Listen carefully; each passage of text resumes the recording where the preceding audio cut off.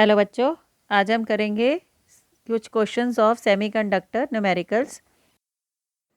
तो पहला क्वेश्चन है figure 14.42।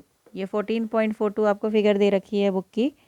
Shows the characteristics of a junction diode, determine the DC and the AC resistance of the diode. अब AC और DC resistance में क्या फ़र्क होता है? डीसी में वोल्टेज चेंज नहीं होती है और एसी में वोल्टेज चेंज होती है। तो अगर हमें रेजिस्टेंस निकालना है तो resistance delta we by delta आई होगा एसी के लिए, क्योंकि change in voltage upon change in current लेंगे।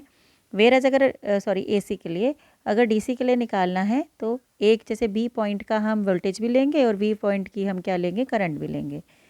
तो डीसी निकालने के लिए वोल्टेज हो जाएगी 0.3 और क्या कहते हैं, करंट हो जाएगा आपका 4 के बाद लगभग ये 4.5 के आसपास ही है, तो 4.5 हो जाएगा। मिली एम्पियर को आप एम्पियर में करके 10⁻³ से इसको मल्टीप्लाई कर सकते हो। लेकिन अगर आपको एसी के लिए निकालना है तो आपको पता है एसी में चेंज होती है, तो आपको ए और बी दोनों पॉइंट्स लेने पड़ेंगे। फिर यहाँ पर चेंज इन वोल्टेज लेनी पड़ेगी। मान लो 0.2 है तो 0.25 होगा, 3 में से 0.25 घटाओगे और यहाँ पर आप ये 3 होगा लगभग और ये होगा 4.5, तो ये 4.5 में से 3 घटाओगे। तो ये बेसिकली मेरे कहने का मतलब कि एसी में आप change in voltage upon change in current लेते हैं। बेसिकली एक पर्टिकुलर वैल्यू ऑफ वोल्टेज, एक पर्टिकुलर वैल्यू ऑफ क्या होता है, करंट होता है। नेक्स्ट क्वेश्चन है, the following table provides the set of values of V and I obtained by for a given diode. Forward biasing के लिए जब वोल्टेज 2 वोल्ट है तो करंट आपका 60 मिली एम्पियर है और 2.4 पे 80 मिली एम्पियर है। रिवर्स में 0 पे 0 है, -2 पे -0.5 माइक्रो एम्पियर है। Assume the characteristic to be nearly linear over this range, calculate the forward and reverse bias resistance. आपको रेजिस्टेंस निकालना है, देखिएगा डायोड के लिए, तो आप चेंज इन वोल्टेज वही करेंगे और अपॉन चेंज इन करंट करेंगे। चेंज इन वोल्टेज आपकी कितनी होगी, 0.4 हो गई, 2.4 में से ये 2 गए और 80 में से 60 गए, तो आपके 20 मिली एम्पियर, 20 मिली एम्पियर को एम्पियर में कन्वर्ट कर देना है। सिमिलरली हम इसमें चेंज इन वोल्टेज निकालेंगे, -2 -0, चेंज इन करंट निकालेंगे और दोनों को डिवाइड करके हमारा आंसर आ जाएगा। अब ये एनसीईआरटी का क्वेश्चन है। वी आई करेक्टरिस्टिक्स आपको सिलिकॉन डायोड की दे रखी है और calculate the diode resistance in forward bias, V is equal to 2 volt and V is equal to +1 volt. यहाँ पर निकालना है आपको क्या निकालना है, रेजिस्टेंस। तो आप change in voltage upon change in current करके निकाल सकते हैं। चेंज इन वोल्टेज यहाँ से निकालेंगे और चेंज इन करंट यहाँ से निकालेंगे 20 - 10 करके, और ये 1.5 - 0.5 करके निकालेंगे। लगभग लगभग लेना होता है इसके अंदर, जितना जैसी आपको वैल्यू समझ आए वैसी ले सकते हैं। रिवर्स बायस में भी सेम करेंगे। रिवर्स बायस में भी आप -2 वोल्ट पे उसने कहा है और -1 वोल्ट पे कहा है, तो ये दोनों मार्क कर लेंगे। -1 वोल्ट पे वोल्टेज देख लेंगे और -2 वोल्ट पे करंट देख लेंगे। फिर आप उसको वही change in voltage upon change in current करके निकाल सकते हैं। अब नेक्स्ट है आपका ये वाला, अब पीएन जंक्शन डायोड दे रखा है। फॉरवर्ड बायसिंग कंडीशन है, पॉजिटिव को पॉजिटिव से किया, नेगेटिव को नेगेटिव से किया है। Has a voltage drop of 0.5 volt, 0.5 volt का ये वोल्टेज ड्रॉप दिखाता है। It is assume to be independent of the current. The current excess of 10 milli ampere through the resistance produce a large joule heating effect. अगर 10 milli ampere का current भेजा तो वो बहुत सारी हीट बना देगा। तो if we want to use a 1.5 volt battery to forward bias the diode, what should be the value of resistor used in series with the diode so that the maximum current does not exceed 5 milli ampere.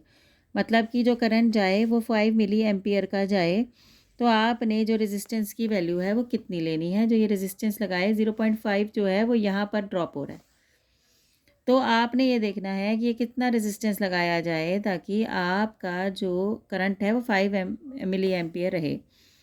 तो हम इसको कैसे करेंगे, हमें पता है कि diode जो है वो 0.5 वोल्ट का ड्रॉप दिखा देता है। ये रेजिस्टेंस कितने का लगाएं ताकि करंट 5 मिली एम्पियर का रहे, तो उसके लिए हमने 5 मिली एम्पियर का करंट चलाया पॉजिटिव से टुवर्ड्स नेगेटिव। पॉजिटिव से नेगेटिव से पॉजिटिव जाएंगे तो प्लस का आएगा, ये वोल्टेज दे रखी है आपकी 1.5 वोल्ट। फिर पॉजिटिव से नेगेटिव की तरफ जा रहे हैं, पॉजिटिव से नेगेटिव -0.5 वोल्ट, ठीक है। और ये दोनों की डायरेक्शन सेम है, सेम के लिए नेगेटिव साइन आता है IR। आई तो फिर से 5 ही है और ये R हो गया = हो गया 0। तो ये हो गया आपका, अब ये क्या हो गया 5R = ये हो गया 1.5 में से 0.5 गए तो 1 हो गया। R हो गया 1/5 मिली एम्पियर है, इसको आप एम्पियर में भी चेंज कर सकते हैं। 1.5 × 10⁻³ तो इस तरह से हमने रेजिस्टेंस की वैल्यू निकाल ली 5 मिली एम्पियर करंट के लिए। अब नेक्स्ट करंट करते हैं हम, draw a circuit to forward bias a diode. तो फॉरवर्ड बायसिंग के लिए P को P से कनेक्ट कर दो, N को N से कनेक्ट कर दो।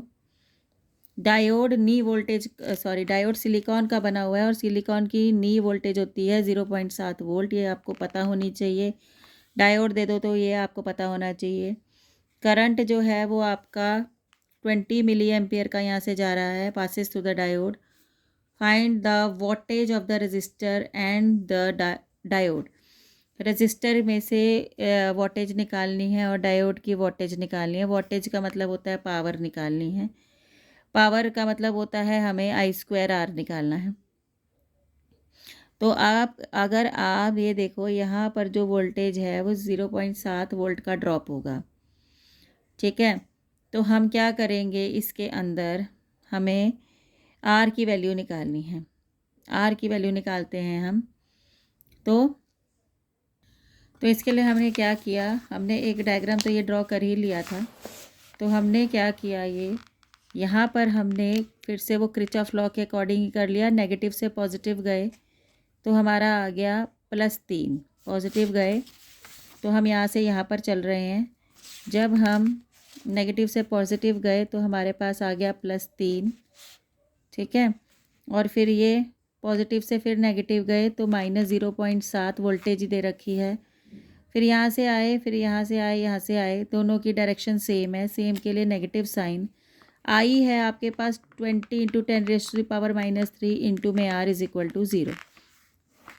यहाँ से मेरी R की वैल्यू निकल गई। ये हो गया आपका 2.3, ये हो गया आपका प्लस इधर चला जाएगा 0.20 × 10⁻³ = R। जब R निकल गया तो आप I²R से वोल्टेज निकाल सकते हो। इसकी R की वैल्यू आपको पता चल गई। R यहाँ से करंट तो आपको पता ही है 20 × 10⁻³ है। अब इसकी वोल्टेज निकालनी है तो इसमें से भी करंट कितना जा रहा है, I² तो 20 यही जाएगा ही, I20 मिली एम्पियर। और R इसका रेजिस्टेंस नहीं पता तो इसमें हम V × I वाला फॉर्मूला लगा सकते हैं। V पता है और I पता है तो V × I से हम वोल्टेज निकाल सकते हैं। तो एक और क्वेश्चन हो गया।